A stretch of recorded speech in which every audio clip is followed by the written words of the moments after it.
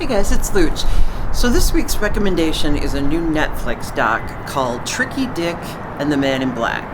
As you can surmise, it takes place in 1970 when Richard Nixon and his brilliant speechwriter and advisor Pat Buchanan were trying to come up with what they called a Southern strategy for support of the Vietnam War. And they thought, well, who's more American than Johnny Cash? And yes, Johnny Cash was a God-fearing, absolute patriot, but he was also a rebel, and he had the empathy for those that were incarcerated and civil rights activists for Native American rights. So he was a puzzle, and they took a chance and they invited him to the White House to sing.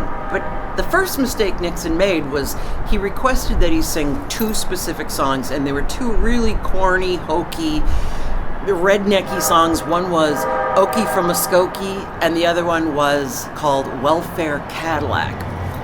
So Johnny Cash was pretty conflicted about this because he had never been really political in public, and he was very conflicted about it. He respected the presidency, but I think he was torn about his feelings about the war. And so it's a very short documentary, I should say. I think it's about an hour, so it might leave you asking more questions than you get answers. But he ultimately goes to the White House, and I'm not going to tell you what he sings because that's the real cool part. Is he sings something else. I'll tell you that. There's not too much more about, was there a fallout because of that?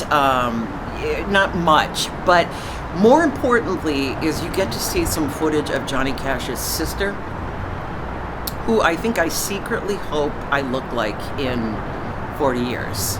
Anyway, it's on Netflix now. It's Tricky Dick and the Man in Black.